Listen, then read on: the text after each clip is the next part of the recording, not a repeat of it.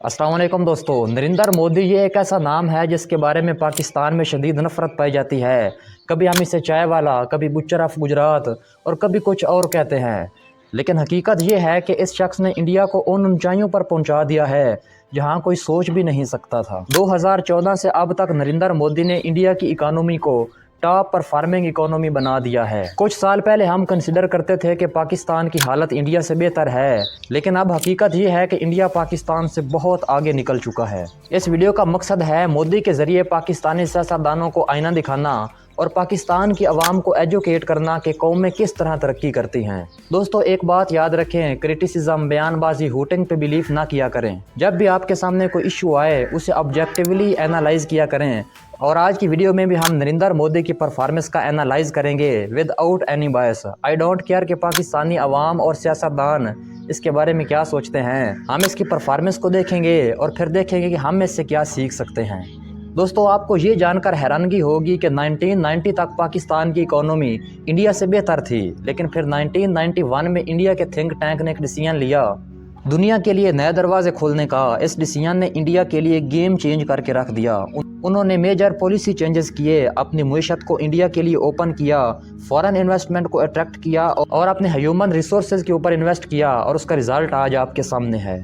2014 में नरेंद्र मोदी पावर में आए थे, और अब जो स्टैट मैं आपके सामने रखने वाला हूँ उससे आपको अंदाज़ा हो जाएगा कि is he successful for India और not.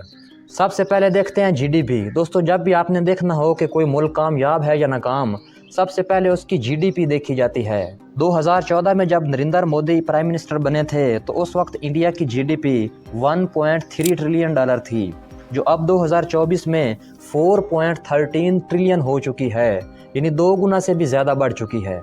And this is absolutely amazing. एक आम लीडर अपने मुल्क को इतना ऊपर लेकर नहीं जा सकता जितना मोदी ने इंडिया के लिए किया है। अगर इसके साथ हम पाकिस्तान की जीडीपी देखें तो 2014 में पाकिस्तान की जीडीपी 244 बिलियन डॉलर थी और 2024 में ये 340 बिलियन डॉलर हुई है। अब आप खुद देख लें कि पाकिस्तान ने कितना ग्रो किया है और उसके मुकाबले में इंडिया ने कितना ज़्यादा ग्रो किया है। अगर किसी मुल्क की जीडीपी बढ़ती है तो उसके लोगों की डिस्पोजेबल इनकम भी बढ़ती है, उनकी सैलरी भी बढ़ती है। इसे कहते हैं जीडीपी पर कैपिटा। 2014 में इंडिया का जीडीपी पर कैपिटा $965 था और 2024 में वो $2845 हो चुका है। ये बहुत बड़ी ग्रोथ है जो उनके यहाँ देखने को मिली है। अगर हम इन्फ्लेशन यानी महंगाई की बात करें तो इस वक्त इंडिया में सिर्फ 5% महंगाई है और पाकिस्तान में 23%। दोस्तों आप सबको याद होगा कि हमारे पाकिस्तान के प्राइम मिनिस्टर ने 50 लाख घर बनाने का वादा किया था। वो सब कहाँ गए किसी को कुछ खबर नहीं। लेकिन नरेंद्र मोदी ने एक ज़बरदस्त हाउसिंग स्कीम प्रधानमंत्री आवास योजना के नाम से बनाई। उसके अंडर 2 करोड़ से ज़्यादा घर वो बना चुका है। फिर हम कहते हैं कि इंडिया की आवाम मोदी को इतना ज़्यादा पसंद क्यों करती है। रिज़ल्ट आपके सामने है। नरेंद्र मोदी ने इंडिया की यूथ का पर्सपेक्टिव, उनका पॉइंट ऑफ व्यू मुकम्मल तौर पर बदल कर रख दिया है। उसने इन्हें जॉब सीकर की बजाय जॉब क्रिएटर बनाया है। पावर में आते ही मोदी ने जो मेड इन इंडिया का कंसेप्ट दिया था वो बहुत ज़्यादा कामयाब रहा और आज इंडिया की एक्सपोर्ट आपके सामने है। 2014 में इंडिया की एक्सपोर्ट 231 बिलियन डॉलर थी, लेकिन अब 2024 में वो 499 बिलियन डॉलर हो गई है, यानी इनकी एक्सपोर्ट में 2 गुना से भी ज़्यादा इजाफा हो चुका है। इंडिया की यूथ के सुपरस्टार अब शाहरुख खान या सलमान खान नहीं रहे, बल्कि अनुपम मित्तल, अनुकर वारिकू और मुकेश अंबानी जैसे लोग बन चुके हैं। ये सब इंटरप्रेन्योर हैं जो इंडिया की इकोनॉमी को हेल्प कर रहे हैं। अगर हम पाकिस्तान की बात करें तो यहाँ के कौमी हीरोज़ हैं मेरा दिल ये पुकारे आ जा, ये हमारी पार्टी हो रही है और प्रोग्राम तो बढ़ गया। मेरे पाकिस्तानियों, इससे पता चलता है कि हमारे नेशनल प्रेफरेंसेस क्या हैं। पाकिस्तान एक ज़रूरी मुल्क है, बट अनफॉर्चुनेटली पिछले कई सालों से हम गंदम भी खरीद रहे हैं।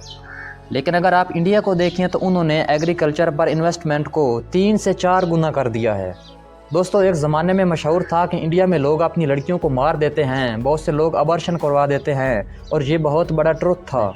दोस्तों इस चीज़ को लेकर आमिर खान ने 2011 में अपने एक शो सत्यमेव जयते में 1 घंटे का एक एपिसोड किया था। उस शो में आमिर खान ने उन लोगों को, डॉक्टरों को और अस्पतालों को बेनकाब किया था जो अबॉर्शन करवा देते हैं ताकि हमारे यहाँ ज़्यादा लड़कियाँ ना हों। लेकिन 2014 में जब नरेंद्र मोदी प्राइम मिनिस्टर बनते हैं तो वो एक नारा लगाते हैं, बेटी बचाओ बेटी पढ़ाओ।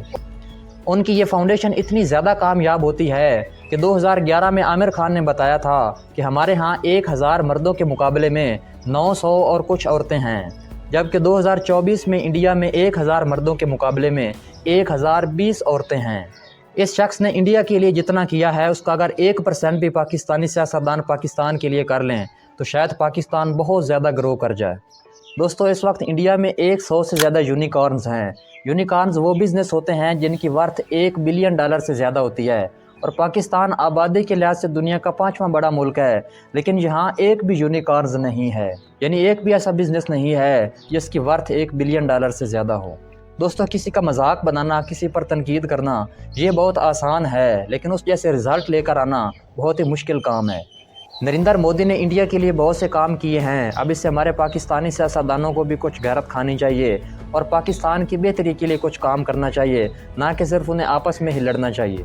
हमें हमारे पड़ोसी मुल्क इंडिया से दुश्मनी करने की बजाय उनसे सीखना चाहिए कि वो अगर तरक्की कर रहे हैं तो उनके राज क्या हैं, उन्हें जानना चाहिए, और इंडिविजुअल लेवल पर भी और मैस लेवल पर भी हमें इसके लिए कोशिश करनी चाहिए। दोस्तों, ज़िंदगी में जहाँ से भी कुछ सीखने का मौका मिले वहाँ से सीख लें, चाहे अगला आपका दुश्मन ही क्यों ना हो। खुश रहें, खुशियाँ बांटें और पाकिस्तान की बेहतरी के लिए कुछ ना कुछ काम ज़रूर करें। मुझे अपनी दुआओं में याद रखें। मैं हूँ आप सबका Asif Sultan. I love you all.